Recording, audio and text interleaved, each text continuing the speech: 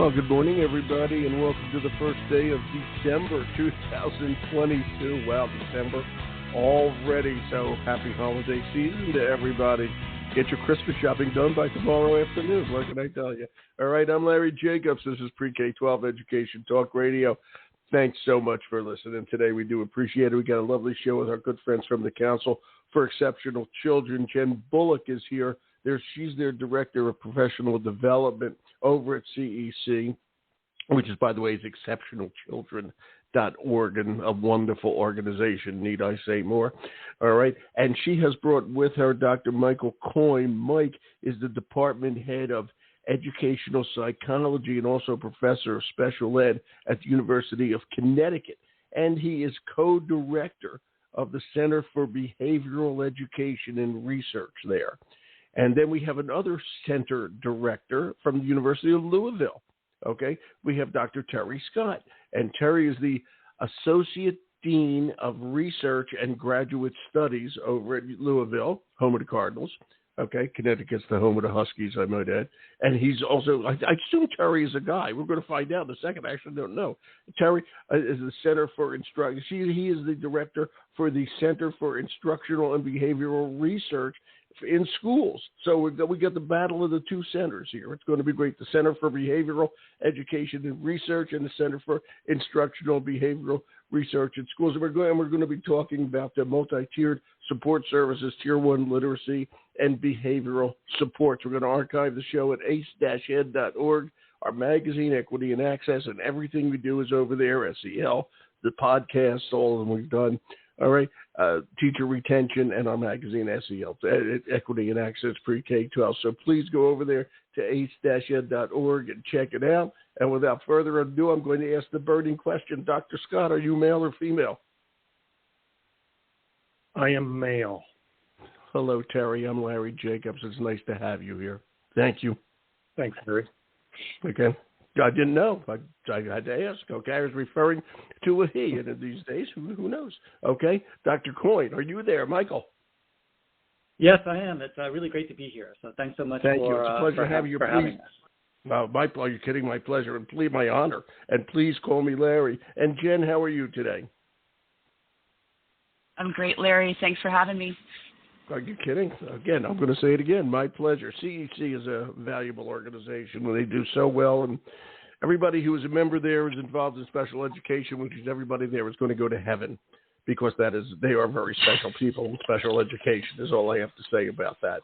Okay, the patients of saints, wonderful people. Okay, in fact, Jenn, do you want to say a little more about the CEC before we go into the details here? Since you're Director of Professional Development. Yeah, go ahead. Go for it. Sure. Yeah. Well, I'll start off by saying I am the absolutely least qualified person on this podcast right now to talk about MTSS or behavior or Tier 1 literacy instruction. So I'm going to leave all of that to the actual experts on this call, which is Terry and Mike. But I will certainly chime in when and where I can with whatever helpful resources or professional development opportunities we may have at CEC, so that listeners can get more in-depth information and even time with Dr. Terry Scott, who helped us out with a recent literacy institute that we had. So be on this podcast for more information and instruction. Okay, thank you very much. And again, I want to say this about CEC. We tend to think of it as an organization for special education educators, okay? And I have to say that these days, and it's the right thing to do, those kids are mainstreamed. Everybody needs to know what's going on with special education. It affects everything in the district, and it affects a lot of kids, and it affects a lot of teachers beyond special ed. So please, it's exceptionalchildren.org.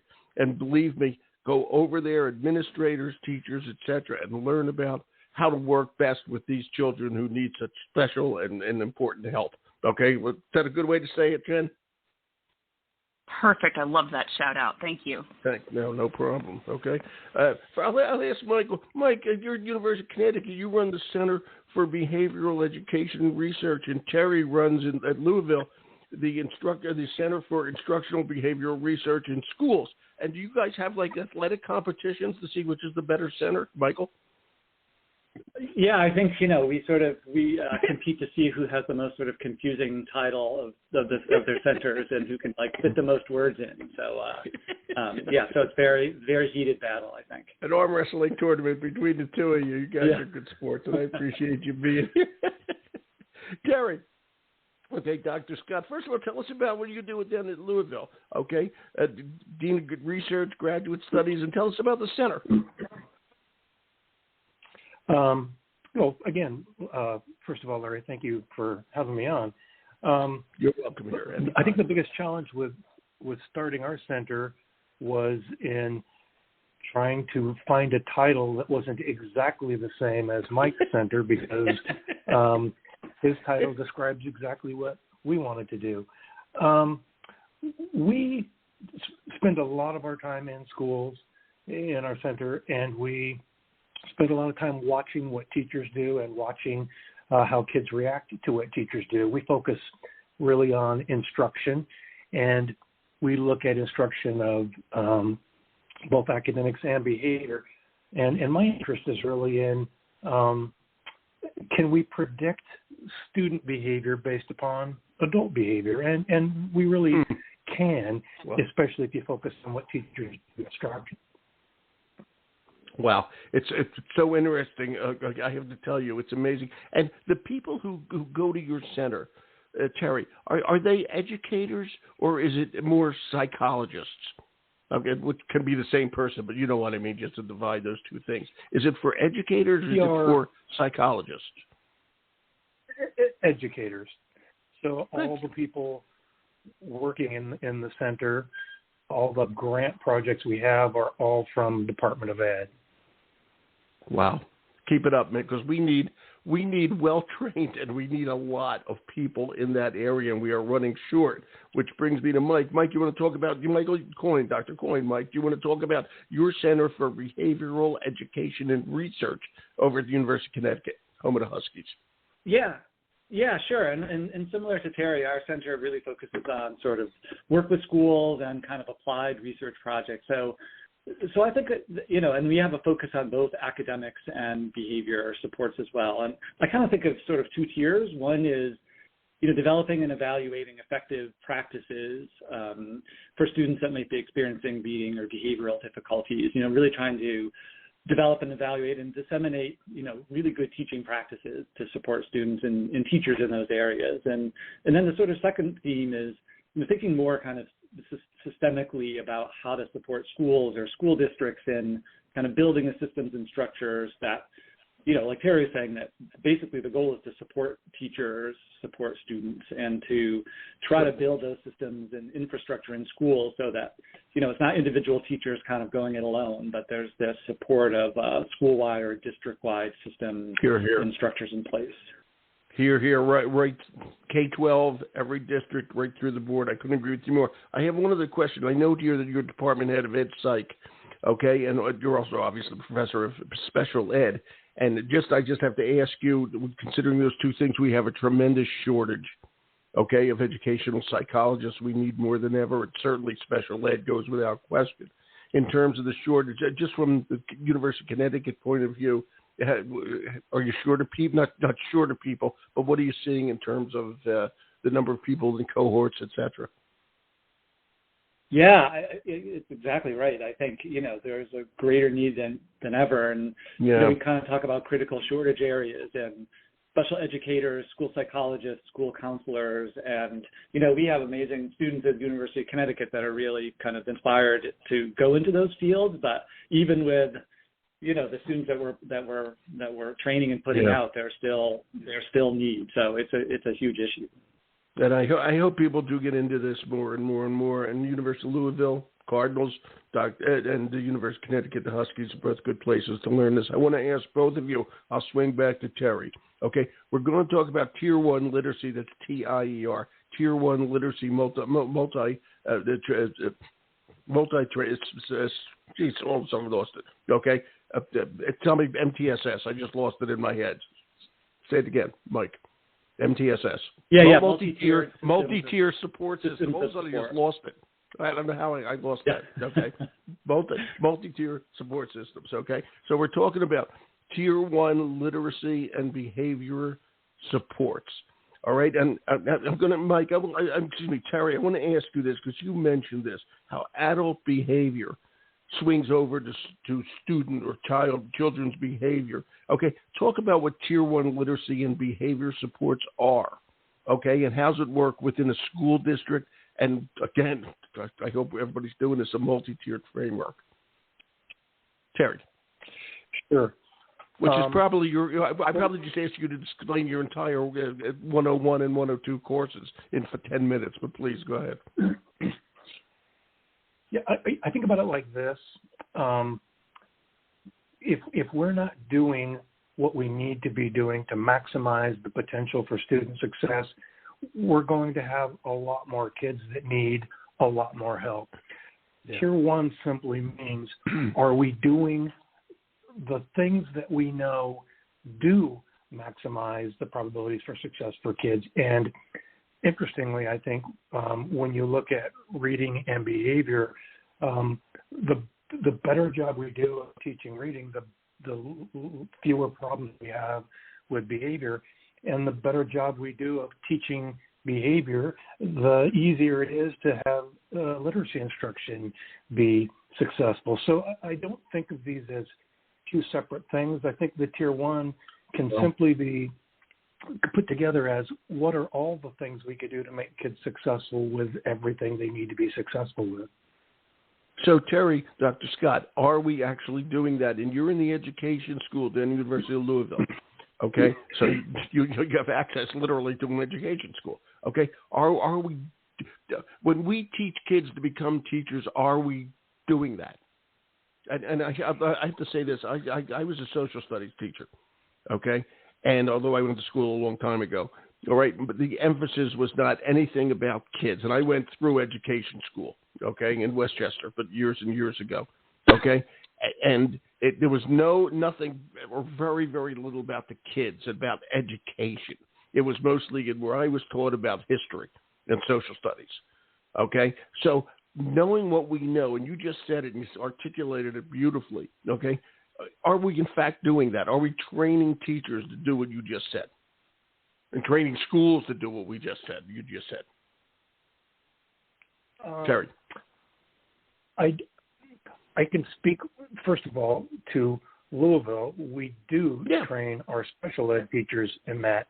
Now, whether ed teachers are trained in that, I don't know. I would say that possibly one of our challenges is the fact that so much of the kinds of things that Mike and I do, we spend doing with teachers that are already in the field. And it would be more logical if everybody came out of their teacher prep programs versed in all of these things. Yeah. So because this hasn't been around forever, we're going to be training in-service teachers regardless. And again, I couldn't really speak to the degree to which we're training teachers to do that everywhere. But I would take a stat guess that we're with that in that regard. Yeah, but my point of asking that is, and you guys and Jenn certainly, you know what social emotional learning is, okay? And we're asking every teacher, and this has something to do with that, with behavioral supports, et cetera, okay? And we're asking every teacher to teach that, and not a single teacher has been trained in how to teach it, okay? Not one, okay, as far as I know. All right, if you guys know different, let me know. But I don't think there's any school anywhere running a course in teaching SEL. All right, and which is key to every school district these days. We know you guys are scientists. Okay, we know the science. We know what's going to make it easier for teachers. We know what's going to make it better for kids to learn. And all the things that you do, again, at the Center for Instructional Behavioral Research, that stuff is so important. It's science. Okay, at the Center for Behavioral Education and Research, it's science. It's not just anecdotal. Michael, why aren't we making sure that every teacher everywhere, it's certainly at University of Connecticut Ed School, knows what's going on and how to deal with it? The kids are more important than the subject. The subject comes after the kids. Am I going nuts here or what, Michael? I mean, I think you're hitting on a really important point, which is, a lot of times we teach the content, which is really important. Beginning reading, there's really complex content, but we need to think about how we teach teachers how to effectively communicate and teach that content. And we have the science behind what good, effective teaching looks like. Exactly. And this is what Terry could talk about this too, but one of the things that we also do is sort of, we understand that we need to teach teachers how to teach math and reading, but then we assume that teachers can support students' behavior, social emotional development kind of on the fly, that it doesn't have the same sort of requirements for, that kind of same effective teaching strategies and principles that we know work when we're teaching kids reading strategies, but we somehow don't think that those are similarly effective strategies for teaching kids, social skills or self-regulation or engagement. And so, thinking more about supporting behavior and supporting social emotional learning in the same way we do other important, components in content in schools, I think is something that we need to kind of shift. And I know that folks like Terry are doing an amazing job teaching teachers and teaching future teachers, how to really implement evidence-based and scientifically based approaches for supporting student behavior and helping teachers support students. So he could definitely talk more about that. And you, please do that, Terry, because my head is shaking up and down, agreeing with what Michael said. A, how smart you guys are and what you're doing, okay? And B, how important this is. And I have to say, there's we can be effective. We're using the phrase effective learning and saying effective teaching. Okay, but I always say this: if learning isn't going on, you're not teaching. Okay, it has nothing to do with the teaching; it has to do with the learning. Okay, that's all there is to it. And if the kids aren't supported with a good multi-tier support system, they are not going to learn well, especially in this day and age. Okay, that might be a shift, but it's an important and recognizable shift. We have the science, like Mike was just saying, to back this up. This is what you gentlemen do.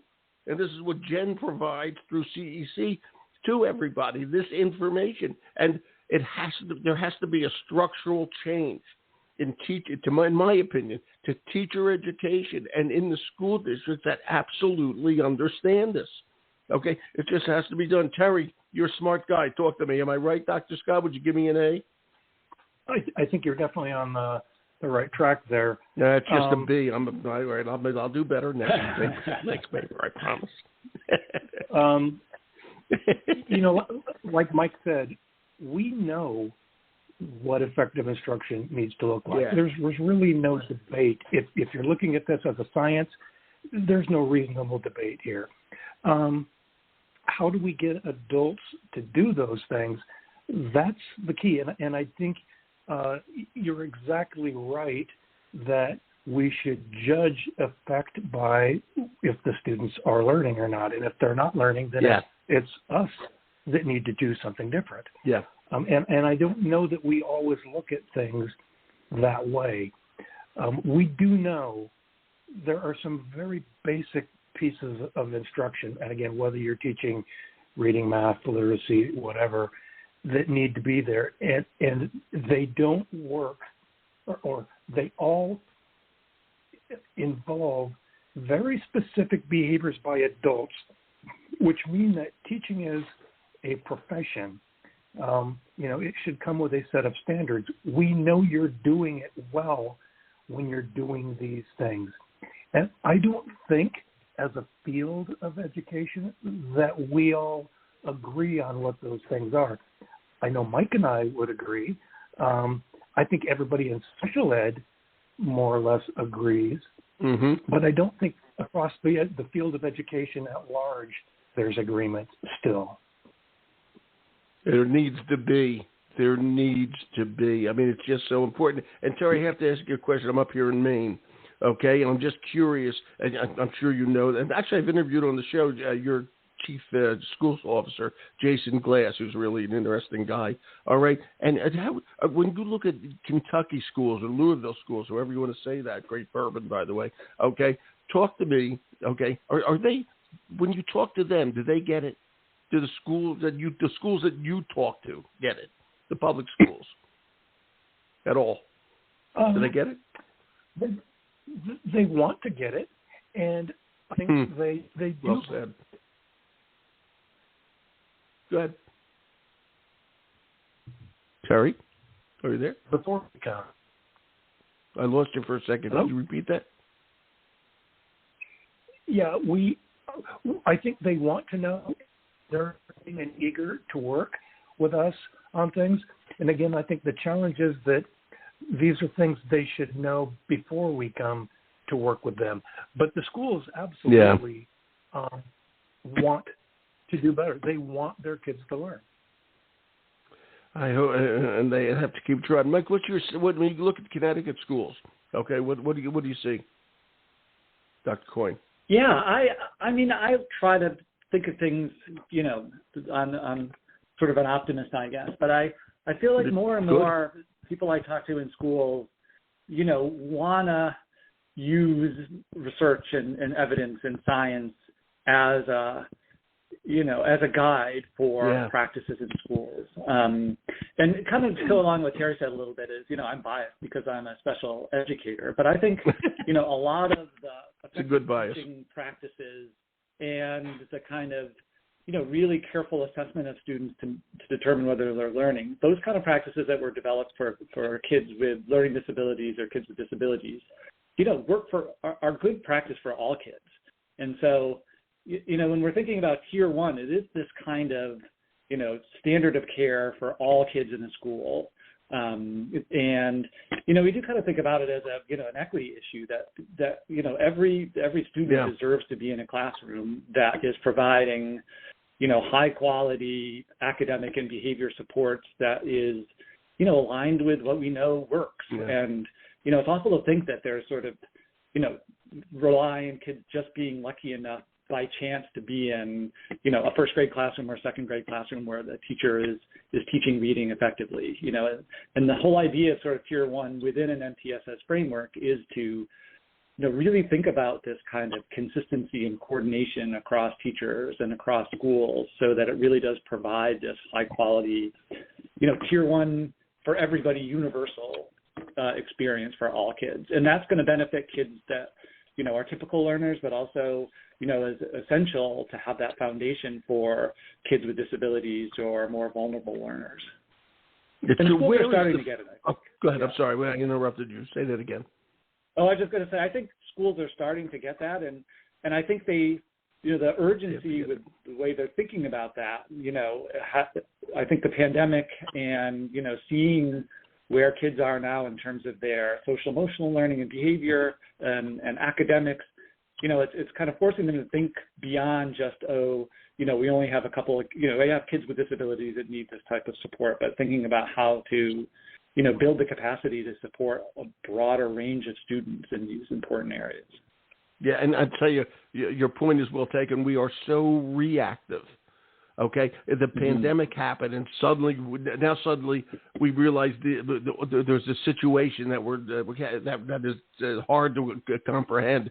But had we done all this when we know we should have been doing it prior to the pandemic, prior to any given emergency, we would have been prepared for the emergency because crazy things. Okay, and if we don't get it, we you guys have both said it. We know this. This is the science. We knew it 15 years ago, 10 years ago, okay? But we wait till the emergency before, now we have to do it, okay? And it's the exact wrong way. That's why they have to really do it now. We got to learn these lessons from this pandemic. There's going to be another one or something like it, okay? And I want to ask you, and I'll stick with Michael on this. Mike, where is the framework, okay?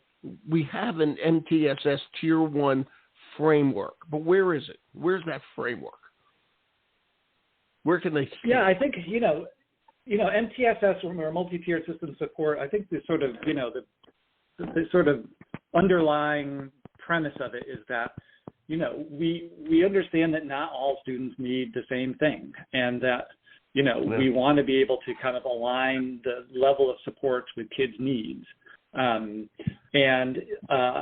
we want to do that sort of systematically and not kind of rely on individual teachers to have to kind of do all this differentiation on their own. So, MTSS kind of comes from public health frameworks where, we particularly think about kind of prevention frameworks so that there's a sort of, tier one universal supports, like high quality supports for all kids. And the goal is that sort of, prevents as much, difficulties and challenges as possible. But then some kids are going to need more than that. And so that there's then increasing levels of support in sort of tier 2 or tier 3, where, in public health, you might say that, everyone should have a healthy diet and exercise. And for most people, that should be enough to keep them healthy. But we know that some have some kind of genetic or risk factors where, they need more careful monitoring, maybe medication, some kind of, special diet or something. And then there's going to be some, some students are in the population, those that, are at significant risk and need sort of individualized kind of care. And so it's sort of thinking about that kind of tiered system within schools. And I think you made a really great point before, which is the goal is to not be reactive, but to be preventive. So, so if we have that kind of information about risk level or where students are performing, then we can try to build these prevention systems in place so that we're not sort of surprised in fourth grade when half the students in the school are, score low on a state assessment or something, that we're, kind of monitoring the sort of academic and behavioral health of students all along and trying to be proactive in building these supports and systems. It just has to be done. We have to learn these lessons, and Dr. Scott and you are, you're leaders in this field. Okay, which brings me back to Jenn. And by the way, Michael, I love what you said about diet and exercise. I had no idea those were healthy things. I'm going to have to look that up. I'm just kidding. I did know that. I'm not sure I've heard though. Yeah, I think it might be somewhere. Where's that framework? Okay, but seriously, healthy, good diet and exercise works. Okay, I'm going to swing over to Jenn. Jenn, you over there? I'm here. Yeah. Hi, Jenn. Okay, Jenn is the Director of Professional Development over at CEC, Council for Exceptional Children. Okay, now, Terry and Scott, who I know you work with, they do great work at their centers. They have all this research. It's science. It makes sense. It's great for special educators. It's great for all educators. Okay, now it becomes a professional resource. All right. Now, that's what you're in charge of. How do we get the information to the teachers? Talk about CEC's role. Once these two incredible gentlemen are done with their work with their colleagues, what happens then? Where do you fit in? How's this get out there? Sure. Well, hopefully we're doing this. Doing it well. You are. So, CEC exists to connect those educators and administrators directly with experts like Dr. Scott and Dr. Coyne, if they may not be in Louisville or Connecticut or whatever. So, recently we put on a virtual literacy institute for Tier 1 literacy and practice, and it really was to get at what we've been talking about here, and getting that information directly to the teachers who need it.